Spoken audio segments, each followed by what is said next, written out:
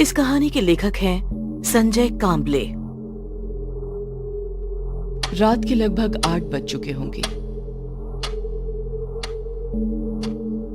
दौड़ते हुए कदमों से पोस्टमार्टम करने वाले मारुति राव पोस्टमार्टम कमरे की ओर चलने लगे। बहुत सालों का पोस्टमार्टम का अनुभव ही उनकी पहचान थी। कभी कभी कुछ शव ऐसे होते थे जो पुलिस भी नहीं देख पाती थी। ऐसे शवों का पोस्टमार्टम मारुति राव बिना हिचकिचाहट करते थे। बारिश के पानी से भीग के फूला हुआ शव हो या कई दिनों का सड़ा हुआ शव हो, मारुति राव बिना डरे उन शवों का पोस्टमार्टम करते थे।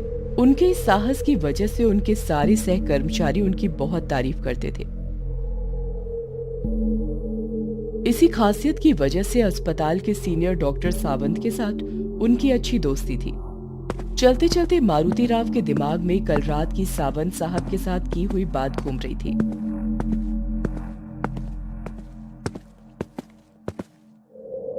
कल रात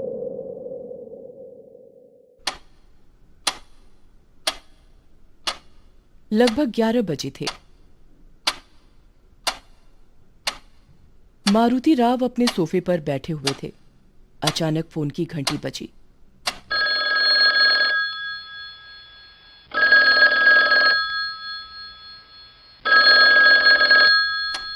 घड़ी की ओर देखते हुए मारुति राव ने फोन उठाया।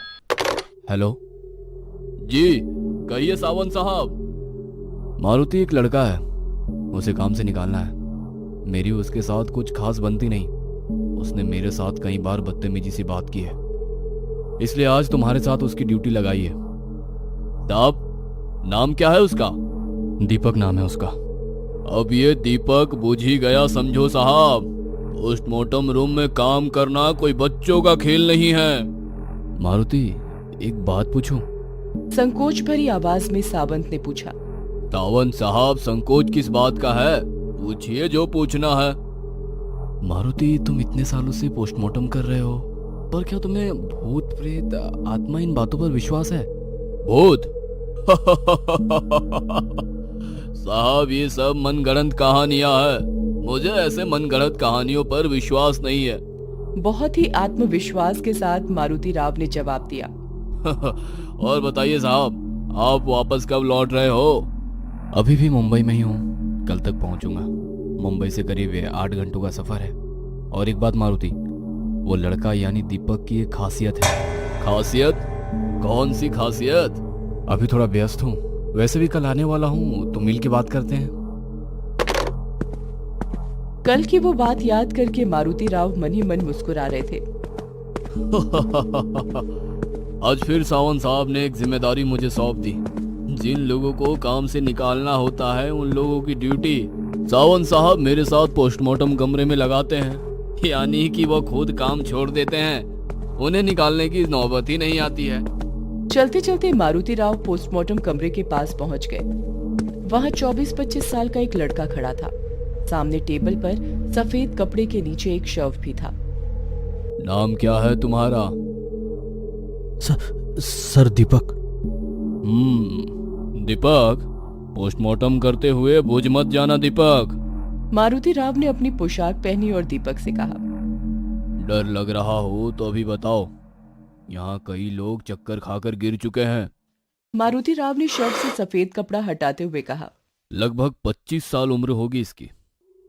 सिर पूरी तरह कुचला गया है, शायद किसी बड़े पत्थर से खून किया है।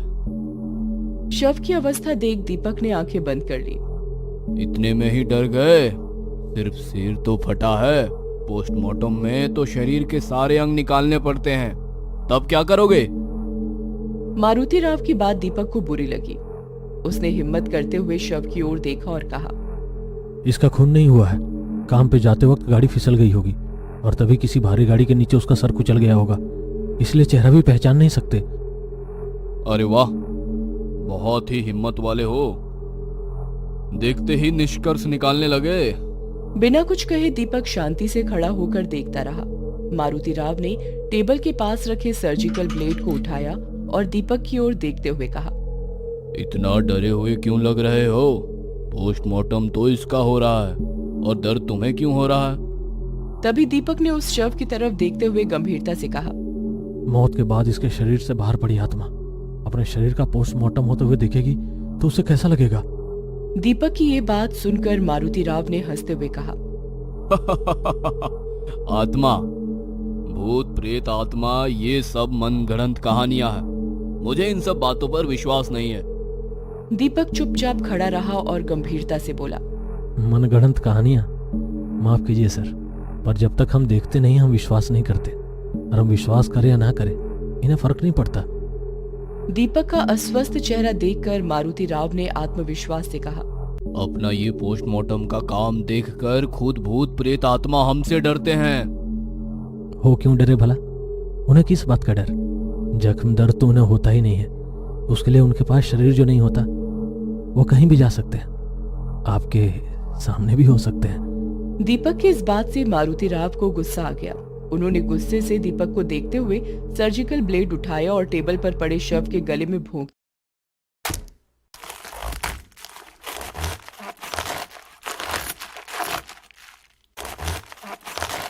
ये सब नजारा देखकर दीपक की आंखें फटी की फटी रह गईं। उसके चेहरे का रंग ही उड़ गया। दीपक के चेहरे का उड़ा रंग देखकर मारुति राव ने उस शव के शरीर के अंदर हाथ डाला और शरीर के कुछ अंग बाहर निकाले और कहा, इसके फेफड़े की हालत देखी, दारू सिगरेट का परिणाम है। अपनी तिरछी नजर से दीपक की जेब से ऊपर निकली सिगरेट के पैकेट को देखते हुए मारुति राव ने कहा, तुम्हारे फेफड़ों का भी यही हाल होगा। लगे हाथ उनकी भी जांच करे क्या? मुस्कुराते हुए उन्होंने कहा, पर दीपक बिना कुछ कहे चुपचाप खड़ा रहा। मारुति राव ने थोड़ा थोड़ा करते हुए पूरा शरीर चीर दिया। आवश्यक अंगों के सैंपल ले लिए। एक हथौड़े से उन्होंने खोपड़ी को अलग किया जैसे कि कोई ढक्कन खोला हो। दीपक भावना शून्य चेहरे से उस शव की ओर देखता रहा। उसके चेहरे को देखते हुए मारुति राव मन में कहने लगे, लड़का बहुत निडर है। चीर फाड़ किए हुए शव को वापस सिल दिया और कहा, दूसरी शव का पोस्टमार्टम भी मैं ही करूंगा। आज तुम बस देखने का काम करो। पोस्टमार्टम किए हुए शव को ढक दिया। वहीं उनकी नजर बाजू में सफेद कपड़े से ढके हुए दूसरे शव पर पड़ी। थोड़ी देर पहले ही वो शव वहां रखा था। शव के बाजू में पैड पर शव का नाम लिखा था। नाम पढ़कर मारुति राव की आंखें फटी की फटी रह गईं और दीपक की ओर डर भरी आंखों से देखने लगे। दीपक निडर जैसा खड़ा था। क्या सचमुच दीपक निडर था या वो निडर होने का नाटक कर रहा था? मारुति राव कुछ समझ नहीं पा रहे थे। मारुति राव ने टेबल पर रखे पैड को उठाया और उस पर लिखी जानकारी पढ़ ली और शव पर रखे सफेद कपड़े को हटाया और उनके हाथ से पैड फिसलकर नीचे गिर गया। इतनी देर आत्मविश्वास दिखाने वाले मारुति राव के चेहरे का रंग उड़ गया था। वो झट से टेबल से दूर हो गए। उनके चेहरे पर अजीब सा डर था। दीपक उनकी ये हालत देखते हुए उनके पास गया और कहा, डर गए?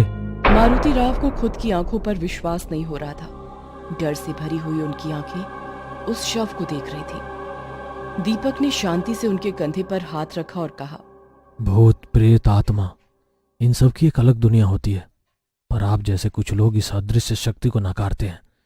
आपके नकारने से उनका अस्तित्व और ये सत्य नहीं बदलता। मारुति राव एकदम चुपचाप एक मानसिक सदमे में थे। कहीं ये सपना तो नहीं? नहीं, ये तो सच है।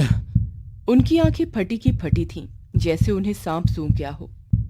अभी अभी पोस्टमार्टम किए हुए शव को वो पीछे मुड़कर देखने लगे।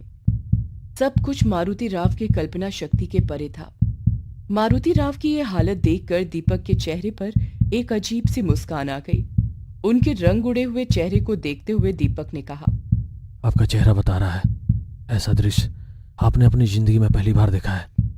तभी दरवाजा खोलते हुए सीनियर डॉक्टर सावंत और उनके सहकारी शिंदे अंदर आ गए और टेबल पर रखे शव को देखते हुए कहा, ये अचानक कैसे हुआ? रात को नींद में दिल का दौरा पड़ा, रात को जो सोए तो उठे ही नहीं। ऐसे अचानक मौत हुए इंसान की आत्मा यह बात स्वीकारती नहीं है कि शरीर अब खत्म हो गया है। वो आत्मा हर रोज की तरह सारे काम करती है। दीपक की इस बात ने दोनों का ध्यान खींच लिया। अरे हाँ शिंदे, ये दीपक है। इसने आज से ही ड्यूटी ज्वाइन की है। और हाँ, इसकी एक खासियत भी है, ये प्रेत आत्माओं के साथ बातें कर सकता है। तभी शिंदे ने हंसते हुए कहा, यानी अपने मारुति की आत्मा उसके शव के साथ काम करने आई होगी। इस लड़के को ही पूछ लो। वैसे तो मेरा भूत प्रेत आत्मा इन सब मनगढ़ंत कहानियों पर विश्वास नहीं। टेबल पर रखे दोनों शव का पोस्टमार्टम कर दो शिंदे। तभी दीपक ने टेबल पर रखे मारुति राव के शव का चेहरा ढक दिया और सावंत साहब के पीछे आधी खुली खिड़की की ओर देखते हुए कहा, मारुति राव भी इन मनगढ़ंत कहानियों पर कहाँ विश्वास करते थे। दीपक की ये बात सुनकर सावंत साहब सुन्न हो गए। उन्होंने उसी खुली खिड़की की ओर देखा जहां दीपक देख रहा था। तभी एक ठंडी हवा का झोंका खिड़की से अंदर आया।